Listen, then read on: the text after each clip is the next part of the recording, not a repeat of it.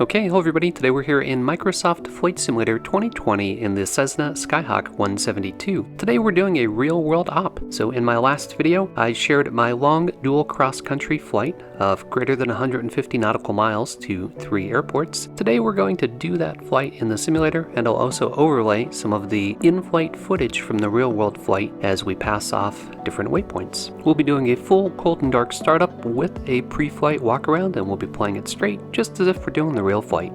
Should be a lot of fun. Let's hop into the pilot seat and get started.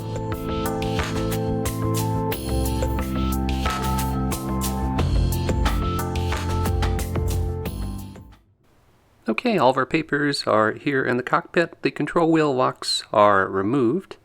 Now we'll head down here, make sure our mags are off, our circuit breakers are in, our trim is set to takeoff. We'll rotate the fuel selector through each position. We'll check that the prop is clear, then we'll turn the master on. Fuel gauges left and right, both reading full tanks. We'll head down here and get all of our switches on for our lights and the pitot heat. We'll get our flaps extended, look out the window here and make sure that both of them are coming down evenly. We'll hop outside, check the lights and the pitot, and then hop back in and turn them off so we don't kill the battery. Left nav and strobe are operational. Rear nav light is not modeled, but beacon is operational. Right nav and strobe are operational. Our landing and our taxi light also look good. Now let's turn all of those off. Also check the pitot probe to make sure it was warm when I was outside. Then we'll get the battery and alternator off. No cracks or missing rivets in the hull. Left horizontal stabilizer looks good. Left elevator looks good. Rudder moves freely. Right elevator and trim tab look good. Right horizontal stabilizer is good. Hull looks good.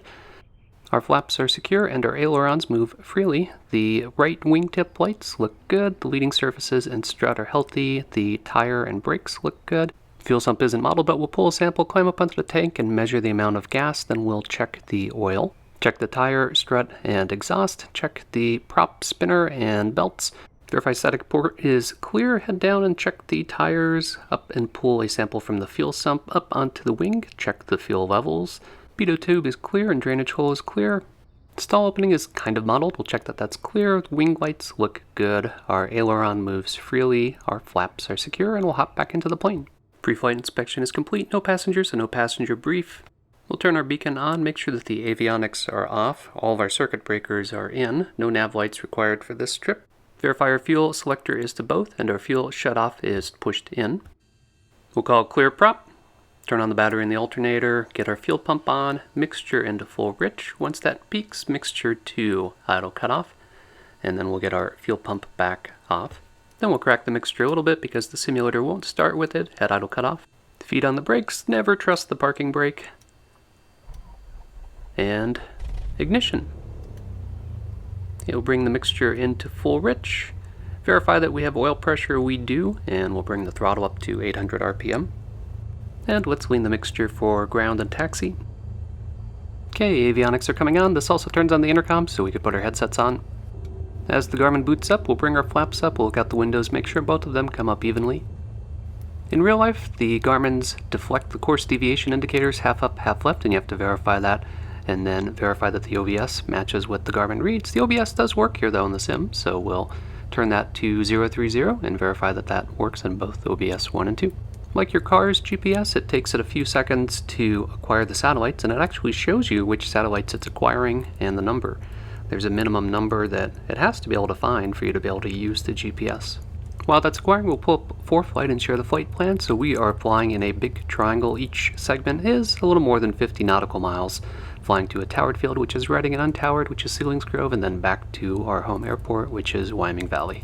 Of course, as a student pilot, I didn't have the luxury of Foreflight for the real flight and needed to work this all out on pen and paper.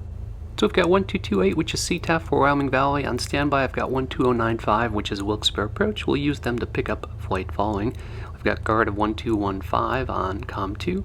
Even though we have waypoints that are visual every 10 miles, I've also mapped out their intersections with VORs, so we're going to put in ETX and RAV frequencies into NAV1 and NAV1 standby, and then we use CDI1 to track our progress versus each waypoint.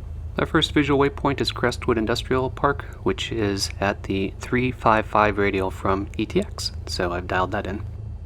I entered the flight plan at the Microsoft Flight Simulator planning screen, and I can see that the message says turn to 250, which is wrong. That's west. We are heading south.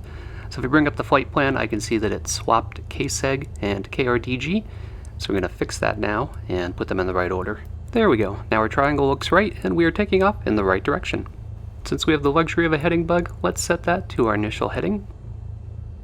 Okay, transponders to standby, and we'll bring on our taxi light and prep for taxi. Wyoming Valley traffic, Skyhawk 5207 Quebec, taxi from the ramp to runway 7, hold short, Wyoming Valley.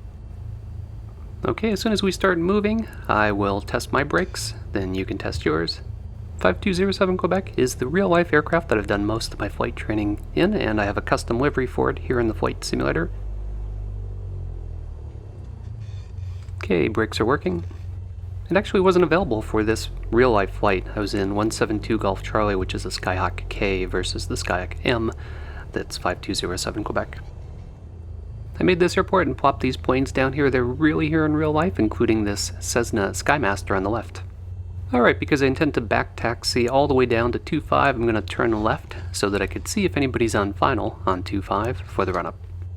Flight controls are free and correct. Airspeed indicator is 0, attitude indicators check, altimeters set, turn and slip is level, heading indicator is set to compass, VSI is level.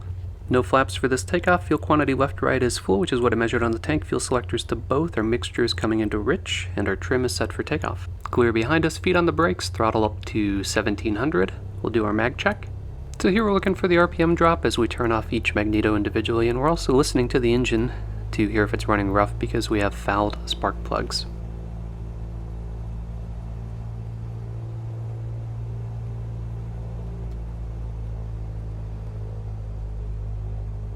That's a good drop, and the engine sounds good.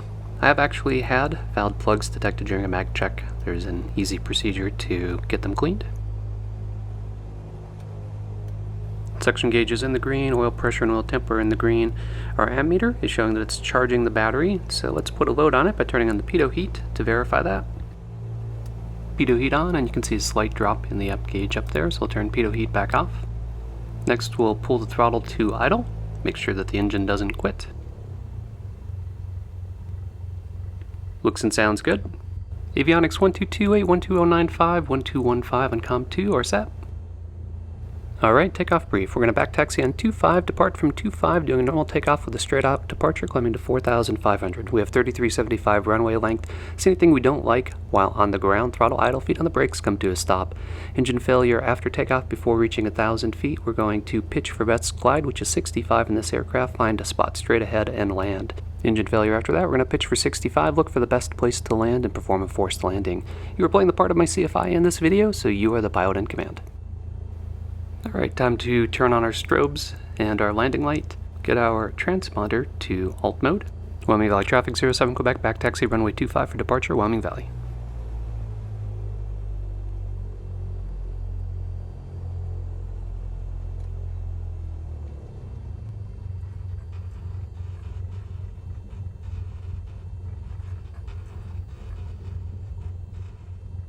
And we're going to turn left here as we swing around. This way we have a good view of anybody on final and on the downwind.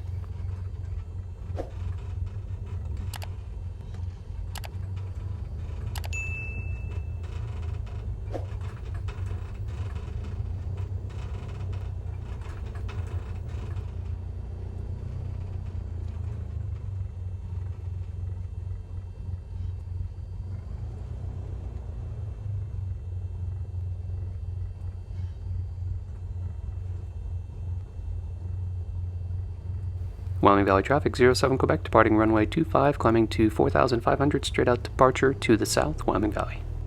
So for this flight in real life, I've recently updated my headset from passive noise reduction David Clark's to active noise reduction Delta Zulu's. They have Bluetooth capability that records in-flight cockpit audio, which is awesome. And guess what? I forgot to turn it on. It is new, and in fairness, I had a lot going on for this flight with all of the planning and stuff you've got on your kneeboard. So I was bummed that I got to the end of it. I was like, no cockpit audio, which is why you're just hearing me making the calls.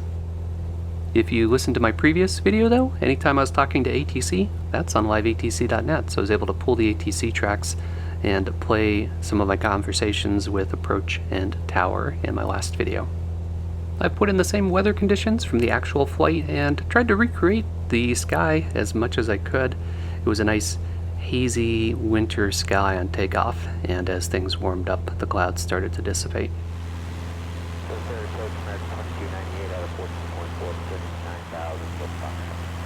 Okay, that's Wilkes-Barre approach from liveatc.net. We're in a Tursa, so we pick up flight following as soon as we get in the air, and they give us a transponder code.